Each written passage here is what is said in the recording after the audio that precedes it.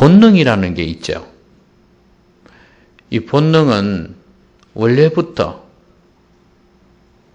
태생적으로 동물이나 사람이나 다 갖고 있는 것입니다.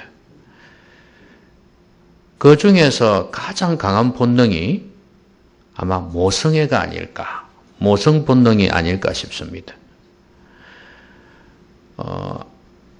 남자, 그리고 동물은 순놈, 이런 존재들도 본능이 강하죠. 그 나름대로 강한 게 있습니다. 그런데 이제 모성 본능은 아마 더더욱 강한가 봐요. 여러분, 동물들을 보시면 자기 새끼를 돌보는 그 정성이 지극합니다.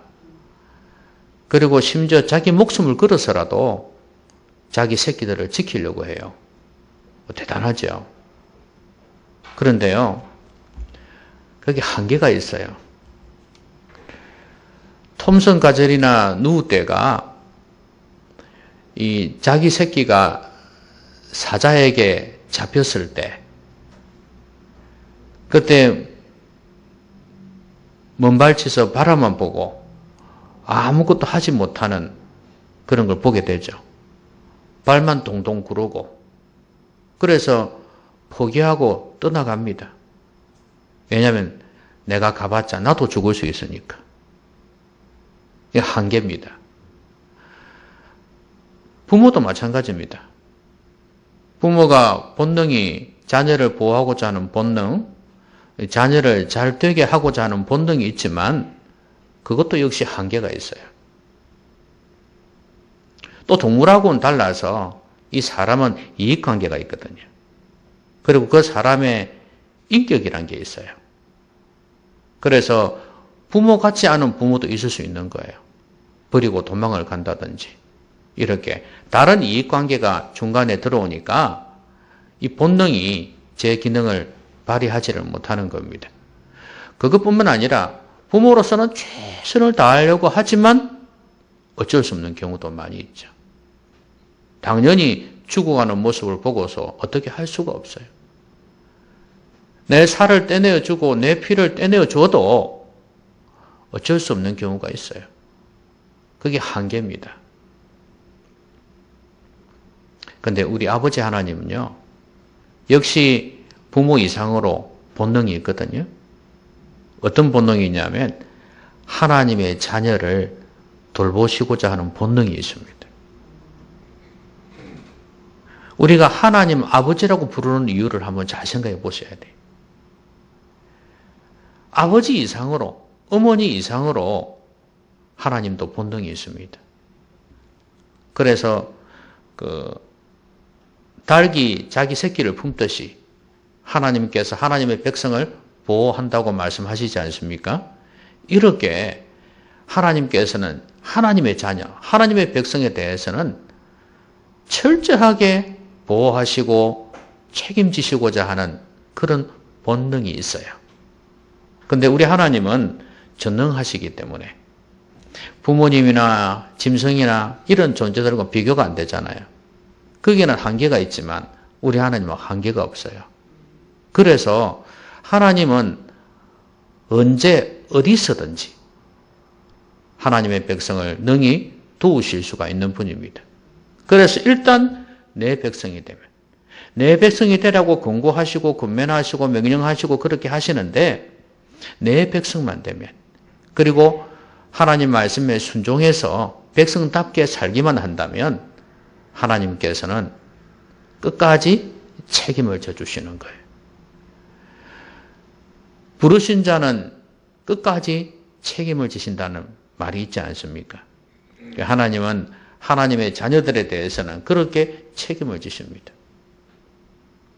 여러분, 회사도 그렇고 심지어 깡패 집단도 그렇습니다. 자기 소속, 자기 바운더리에 들어온 사람은 내 사람이라고 생각하는 경향이 많잖아요. 그래서 내 사람을 지키려고 하는 그런 모습들이 있잖아요. 사람도 하물며 그런데 우리 하나님께서는 어떠시겠냐 그 말이에요. 전능하신 하나님, 절대 사랑을 가지신 하나님, 그 하나님의 자녀가 된다는 것이 얼마나 큰 특권인지 아시겠습니까? 여러분은 하나님의 백성이 맞죠? 하나님의 자녀가 맞죠? 하나님의 자녀가 된다는 것은 보통 특권이 아니에요. 이걸 모르면 안타까운 거죠. 그러면 하나님께서는 이 하나님의 자녀를 어떻게 보호하시는지 좀 보겠습니다. 여러분, 이스라엘 백성하면 더더구나 하나님의 강한 사랑을 받은 그런 백성들 아닙니까? 자기들이 착각할 정도로 우리는 선민이다. 다른 민족보다 뛰어난 민족이다. 이렇게 착각할 정도로 하나님의 기대와 하나님의 사랑을 받은 민족이에요. 그런 백성들인데 오늘 그 백성의 시작이 어디서 또 출발하냐면 오늘 이게 이집트에서 출발하는 거예요. 그 전에도 아브라함, 이삭, 야곱 있었지만 공동체로서 무리로서 이제 시작이 되는 것은 여기라고 보시면 돼요. 자, 하나님께서 이스라엘 백성을 이집트에서 끄집어내어서 이제 광야길로 해서 가나안 땅으로 인도하십니다. 이제 그 출발선상에 있어요. 오늘 본문이 그것인데 오늘 본문을 잘 보시면 하나님께서 이스라엘 백성을 어떻게 차근차근 인도해 가시는지를 알 수 있습니다.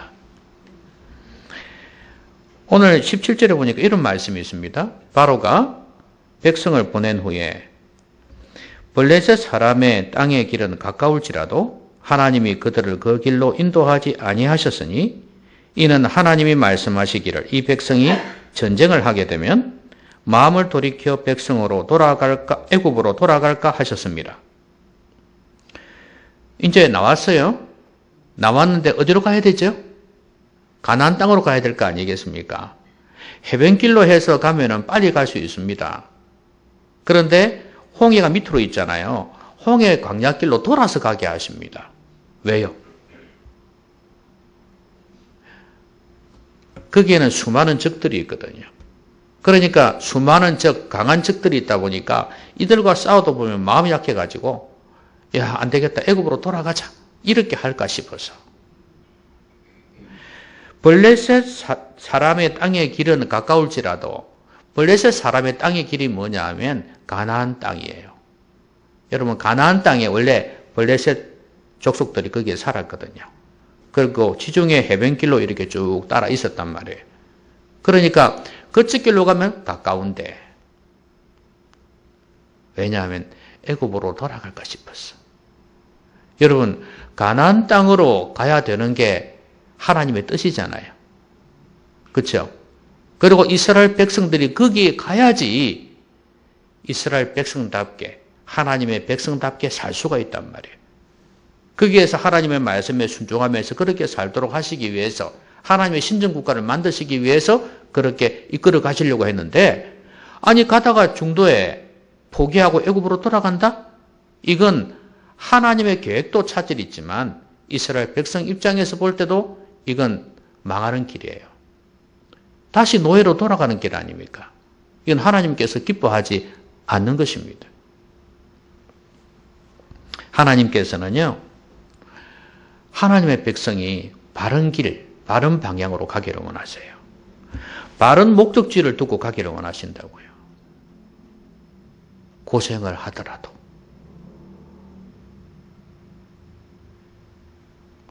사람들은 쉬운 길을 택해요. 근데 쉬운 길로 가다가 싸우다가 결국에는 다시 애굽으로 돌아가면 아무 소용이 없잖아요. 우리가 쉽게 살려고 하는데 그렇게 살아서 하나님과 멀어진다면 그게 무슨 의미가 있냐 그 말이에요. 아무 소용이 없다 그 말이에요. 그렇기 때문에 고생이 되더라도 바른 길을 가야 돼요. 하나님이 하나님의 백성에게 원하시는 게 바로 이거예요. 바른 길을 가라. 고생이 되더라도. 여러분 달리기 할 때 릴레이 같은 거 하지 않습니까? 그러면 이 트랙을 이렇게 돌지 않습니까? 이렇게 도는데 막상 막고로 막 뛰다가 조금 뒤에 처지는 사람은 어떻게 합니까? 이 선을 안쪽으로 뛰어기는 경우가 있죠. 그렇죠? 볼까 싶어가지고 선 안쪽으로 싹 걸치고 돌아가서 다른 사람 앞지르는 경우가 있습니다. 나중에 어떻게 됩니까? 실격. 너는 꼴찌. 여러분, 하나님께서 원하시는 방향으로 가지 아니하면 결국 무효다 그 말이에요. 여러분, 하나님 원하시는 방향으로 가셔야 됩니다. 고생이 되더라도. 이게 지금 이제 가나안 땅으로 가는 길이지만 이걸 다른 말로 이야기하면 하나님의 법도를 쫓아서 가는 거예요. 하나님 말씀대로 순종해서 가는 거예요. 좀 늦더라도. 돌아서 가더라도 바른 길로 가는 게 중요해요. 알리 가다가 거기에 지뢰가 있을지도 몰라요. 폭탄이 있을지도 모른단 말이에요. 하나님의 말씀을 어기고 빨리 가봤자, 쉽게 해봤자 결국에는 망합니다. 여러분, 인생 사는 게 쉬운 것이 아니지만 하나님 말씀대로 사는 것이 힘들 수도 있어요. 그렇지만 그 길이 생명의 길입니다. 예수님께서 이런 말씀하셨습니다. 넓은 길은, 넓은 문은 많은 사람들이 찾는다고 그랬어요. 근데 좁은 길, 좁은 문은 사람들이 많이 찾지 않는다고 그랬어요. 그런데 주님 말씀하시기를 넓은 길은 사망의 길이요, 좁은 길은 생명의 길이다. 여러분, 우리의 영혼이 사는 것이 참 중요해요. 많은 사람들이 쫓아가는 그 길, 디모데는 그렇게 말씀을 했어요. 바울은 디모데에게 그렇게 말씀을 했어요. 뭐라고요? 돈을 사랑하며 일만 악에 뿌리라 그러면서 부하고자 하는 자들은 시험을 받아서 믿음에서 떠나 근심으로 자기를 찔렀다. 그렇게 말씀했어요. 여러분, 모든 사람이 돈 하죠. 그렇죠? 여러분 길가에 나가보세요. 좀 더 그 소리 안 들립니까? 돈 이렇게 안 들립니까? 예? TV 한번 틀어보세요. 돈 전부 다 돈이에요. 맞죠? 안 들리던 모양이네. 저는 들리는데. 근데 중요한 거는 돈이 필요한 건 사실인데 사람도 돈이 인생의 목적이에요. 돈이 하나님이에요. 이런 시국에, 이런 상황 속에서 뭘 쫓아갈 거냐 이거예요. 그게 바로 넓은 길이라고 한 말이에요. 근데 보세요. 그걸 추구하다 가니까 어떻게 된다고요? 하나님을 떠나게 되고, 믿음을 떠나게 되고, 시험을 받게 되고, 많은 근심으로 자기를 찌른다. 자기를 죽이는 거란 말이에요. 여러분, 인생을 살아보셔서 이제 알 만큼 아시지 않습니까? 세상 사람들처럼 살다가는 내 인생 끝나는구나, 망하는구나 하는 걸 느끼지 않습니까? 이젠 다르게 살아야죠. 생명의 길로 가셔야 됩니다. 방향이 중요합니다. 고생이 되더라도 그렇게 해야 돼요. 하나님은 우리가 고생하는 그것보다도 더 중요한 거, 바른 길 가기를 원하신다는 거예요. 그래서 간혹 여러분을 고생길로 인도하실 때가 있어요. 여러분에게 어려움을 주실 때가 있어요. 건강하고 돈 잘 벌고 그러면 좋죠. 자녀들 잘 되고 그러면 좋죠. 그런데 하나님께서는 고난을 주실 때가 있어요. 왜냐하면 바른 길로 가지 않기 때문에. 이게 하나님 아버지의 사랑입니다.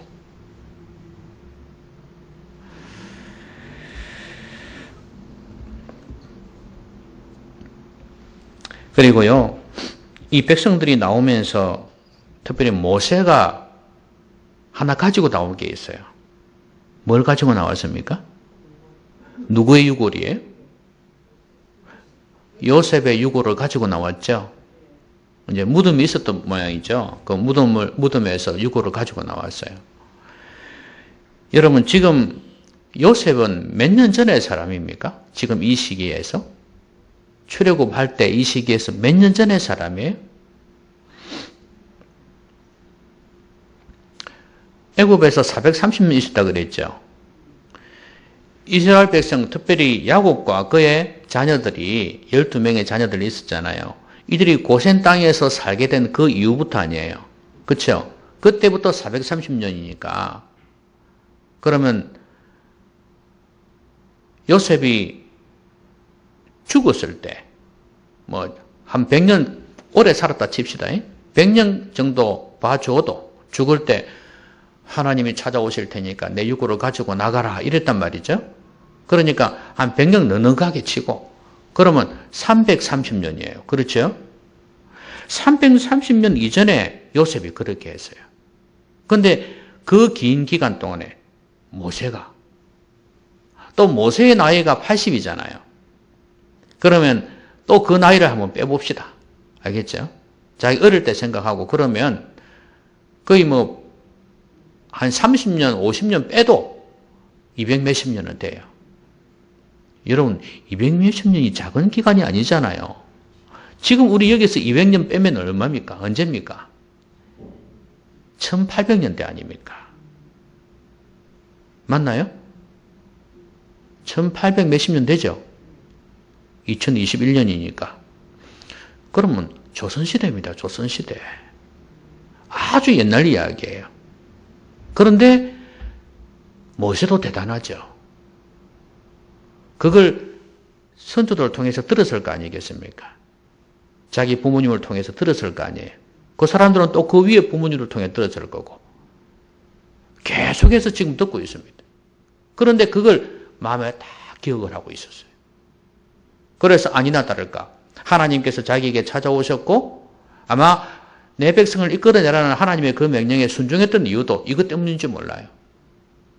요셉이 분명히 그랬거든요. 하나님이 찾아오실 거다. 반드시 찾아오실 거다. 이랬지 않습니까? 이스라엘 자손으로 요셉이 단단히 맹세하게 하여 이랬지 않습니까? 하나님이 반드시 너희를 찾아오시리니. 이 말씀을 부모들이 그 선조들이 알고 있었고 마음에 새기고 있었어요.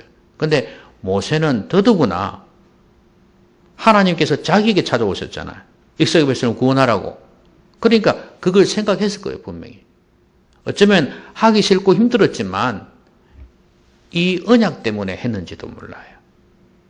그런데 중요한 것은 요셉의 유골을 자기가 찾아가지고 들고 나가고 있다는 거예요.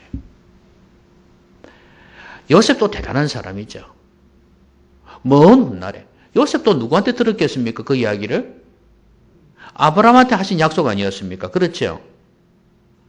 이스라엘 백성이 가나안 땅에 다시 돌아오게 될 것이라는 거, 그게 아브라함에게 주신 약속이거든요. 그럼 아브라함, 이삭, 야곱의 자녀가 요셉 아닙니까? 요셉까지 4대를 걸쳐서 그 말씀을 마음에 새기고 있는 거예요.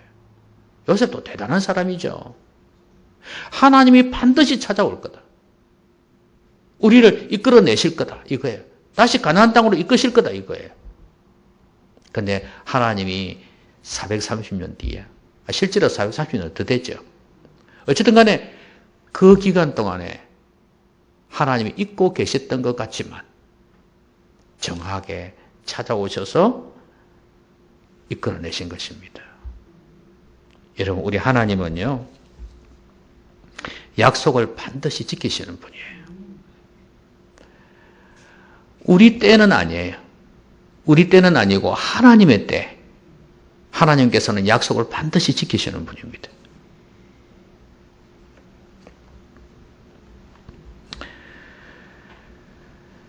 하나님께서는 못하시는 것이 없는 분이시잖아요.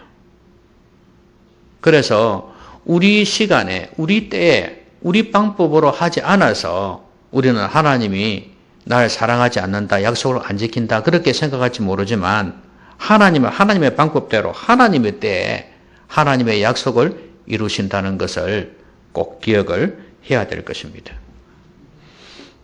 그렇기 때문에 지금 이 순간에 하나님께서 나에게 약속하신 것, 말씀하신 것을 이루지 않는다고 해도 낭망할 필요가 없습니다. 하나님은 언젠가는 반드시 이루실 것이기 때문에 그렇습니다. 하나님은 도와주십니다. 고통 중에 있는 이스라엘 백성들 찾아오신 게 왜 그렇습니까?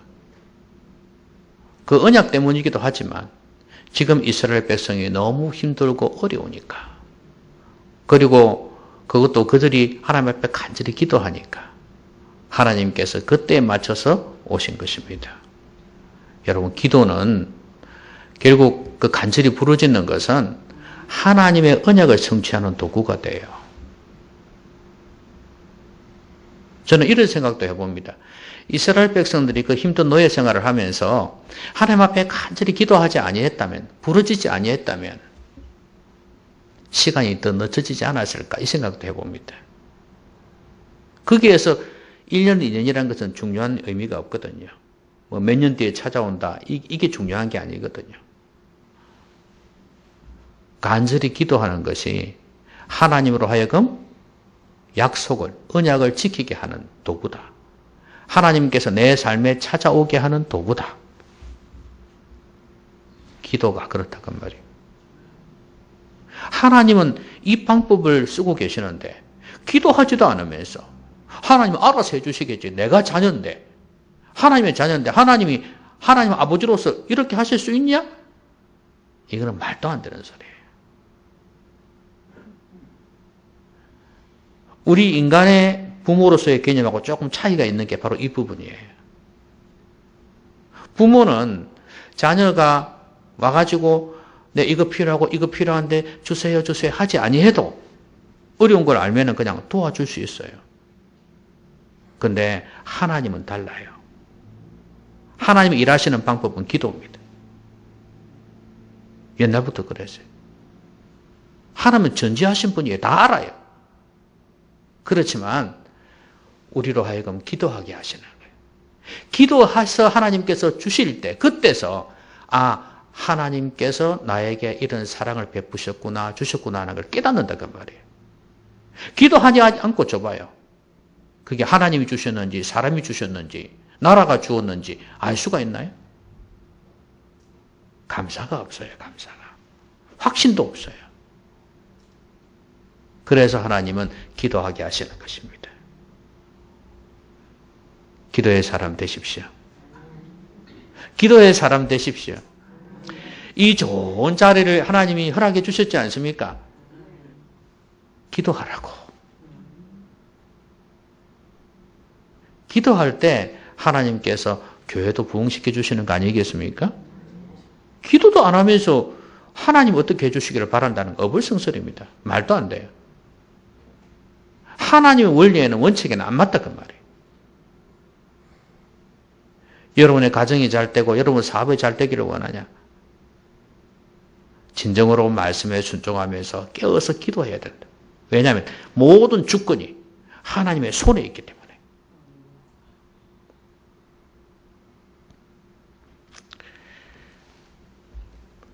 그런데 이들이 숫곳을 떠나 광야 끝 에담에 장막을 쳤습니다. 그러니까 이제 장막은 텐트 아닙니까? 그렇죠? 근데 이제 뭐 가족별로, 지파별로, 가족별로 이렇게 텐트를 가지고 같이 앉았겠어요? 그런데 가면서 하나님께서 그들 앞에서 인도하셨다 그랬어요. 자, 낮에는 뭐로요? 구름 기둥으로, 밤에는 불 기둥으로 인도하셨습니다. 낮이나 밤이나 진행하게 하시니, 그러니까 이스라엘 백성이 낮에도 그렇고 밤에도 그렇다 이 말이에요. 자, 여러분 그 광야길은 여러분 다 아시다시피 낮에는 뜨겁습니다. 그렇죠? 뜨거워요. 이쪽에 있는 중동 지역에 있는 그쪽 지역은요, 필리핀이라든지 베트남이라든지 저 아프리카 쪽에 그 열대 우림이 있는 적 있잖아요. 브라질 쪽에 열대 우림이 있는 지역하고는 달라요. 거기는 더운데 습해요. 우리 여름처럼 습기가 많아요. 그런데 이 사막 지역은요 건조해요. 그래서 그늘만 가리면은 시원해요. 여러분 요나 아시지 않습니까? 요나가 그 박넝쿨인가요? 그게 자기가 딱 덮고 있으니까 억수 시원했던가 봐요. 근데 하나님께서 이제 시청각 교육을 하신다고 그걸 다 마르게 하셨거든요. 그러니까 막 햇볕이 막 들어오니까 더워가지고 하나님께 불평을 토로했던 거 기억나십니까? 그렇습니다. 그 지역은 그렇습니다. 그러니까 그늘만 가려주면 시원해요. 그러니까 건조한 지역입니다. 그러니까 낮에는 너무 더워요. 낮에. 근데 밤 되면은 기온이 확 내려가요. 추워요. 왜 하나님께서 낮에는 구름 기둥으로 인도하시는지 알겠죠? 그늘로 막아주는 거예요. 그리고 밤에는 추우니까 뭐예요? 불기둥, 따뜻한 걸로 덮여주는 거예요. 그리고 또 하나, 진행했다 그랬지 않습니까? 낮에도 밤에도. 낮에는 불이 잘 보일까요? 안 보일까요? 밤보다는 안 보이겠죠? 차라리 구름이 낫겠죠? 구름으로 잘 볼 수 있도록 인도하시고, 밤에는 구름 보이겠습니까? 안 보이지. 불기둥으로 인도하시는 거예요. 하나님께서 어떻게 이렇게 지혜롭게 인도하시는지. 우리 하나님은요, 거기에 보면 함께 하셨다 그랬거든요. 낮에는 구름 기둥, 밤에는 불기둥이 백성 앞에서 떠나지 아니하니라 그랬거든요. 하나님께서 그들 앞에 가시면서 그들과 함께 하셨단 말이에요. 인도에 가시면서 함께 하셨어요. 함께 하시니까 그들 상황을 잘 아실 거 아니에요. 그러니까 그들 상황에 맞게끔 잘 인도하시는 거예요. 낮에는 낮대로, 밤에는 밤대로. 그 상황에 맞게끔 착착 인도해 가셨어요. 하나님 이런 분이에요. 하나님의 백성들을 이렇게 보호하기를 원하신다는 거예요.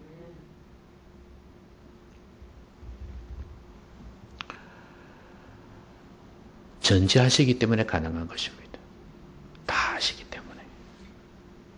하나님은 지금 여러분 곁에 있습니다. 여러분의 삶에 함께 하십니다. 여러분이 뭐가 어려운지를 다 알고 계세요. 그런데 중요한 것은 지금 하나님께서 이스라엘 백성 이렇게 불기둥, 구름기둥을 인도하시는 이유가 뭐예요?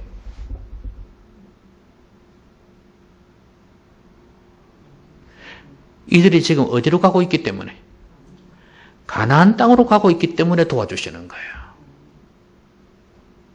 하나님의 명령에 순종해서 가나안 땅으로 가고 있기 때문에 도와주시는 거예요. 아까도 말씀드렸듯이 우리가 어느 방향으로 가느냐가 중요하다 그래요.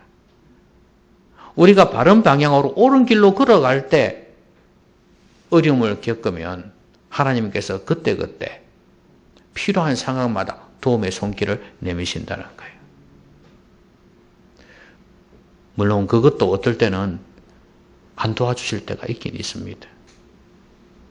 뭐하고 갔냐 하면 바울이 자기 그 몸에 가시가 있다 그랬잖아요. 그거 없애달라 그랬잖아요. 내가 하나님 일을 하는데 뭐 어떤 사람은 안진이라 하기도 하고 뭐 눈이 안 좋아서 또 어떤 사람은 뭐 간질병이 있었다 하기도 하고 여러 이야기가 있습니다. 있는데 중요한 건 자기가 생각할 때는 너무 힘드니까 내가 이 주의 일을 할 때 전도하고 선교하고 할 때 힘드니까 하나님 좀 고쳐주십시오. 이렇게 생각했지 않았겠습니까? 그래서 하나님 앞에 기도했어요. 그런데 하나님께서 뭐라고 말씀하셨어요? 내 은혜가 내게 족하도다. 약한 데서 강해진다. 이 말씀을 하셨어요. 그러면서 안 고쳐주셨어요.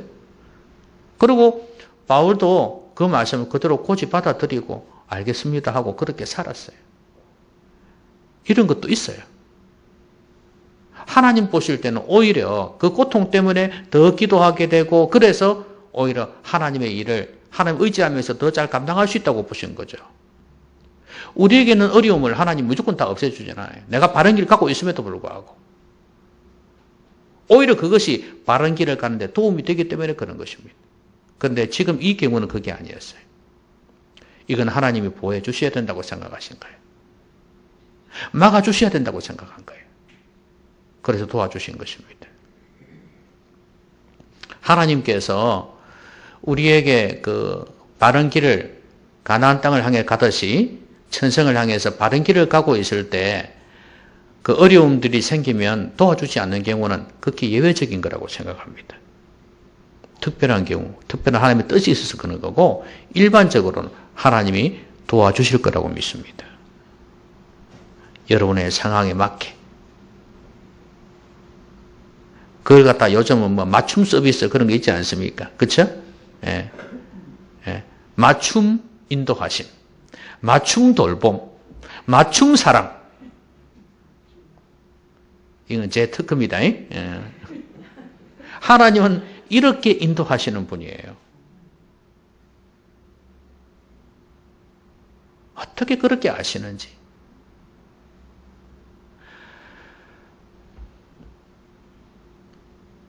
이거 방에 이거 넣을 때도 마찬가지예요. 참 하나님이 신기하게 인도하셨어요. 이 하나하나.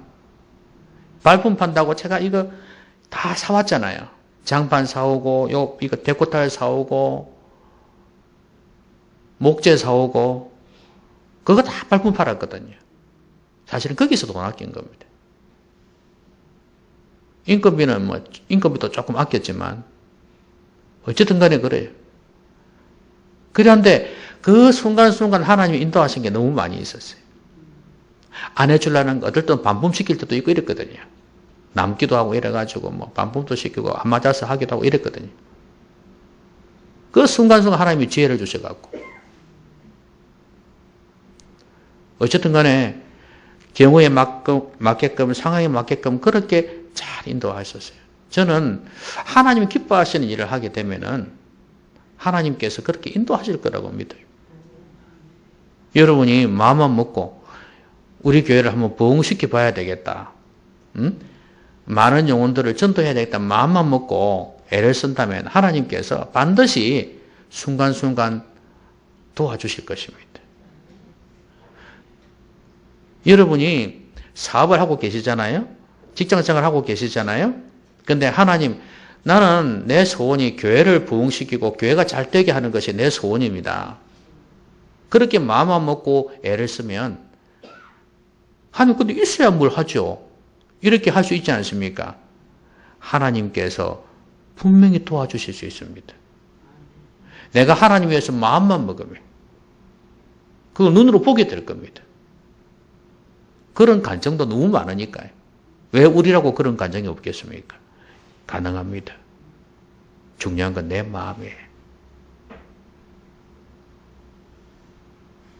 가나안 땅을 향해 순종해 나가시면 돼요. 불기둥, 구름기둥으로 인도하십니다. 말씀 맺겠습니다. 우리는 하나님의 자녀예요. 교회는 하나님의 교회예요. 하나님의 것은요, 하나님께서 책임을 지세요. 부르셨기 때문에 인도하십니다. 근데 하나님은 바른 길을 가기 원해요. 고생이 되더라도. 하나님 말씀에 순종해서 가기를 원해요. 돌아가더라도, 힘들더라도, 그걸 원하세요. 잊지 마십시오. 하나님의 말씀에 거역하고 애굽으로 돌아가고 싶은 마음, 그게 세상 아니에요? 세상으로 돌아가고 싶은 마음, 하나님의 말씀대로 순종하기 싫은 마음, 이걸 하나님께서 부수시기를 원한다는 거예요. 그리고 약속은 반드시 지키십니다. 아무리 오래됐다 할지라도 하나님은 잊지 않고 있습니다. 나에게 주셨던 말씀 잊지 않고 있습니다. 아, 이제는 아닌 모양이다. 아니에요. 기억하고 있습니다. 중요한 건 때가 돼야 되는데 하나님의 때, 하나님의 방법으로 하시는데 저는 그게 바로 기도라고 생각합니다. 기도. 간절히 부러진다. 분명히 하나님 그 뜻을 이루실 것입니다. 찾아오실 겁니다. 찾아오시겠다는 약속이었잖아요. 찾아오실 겁니다. 기도하시면 찾아옵니다. 하나님은 불기둥, 구름기둥으로 상황에 맞게끔 여러분을 인도하실 것입니다.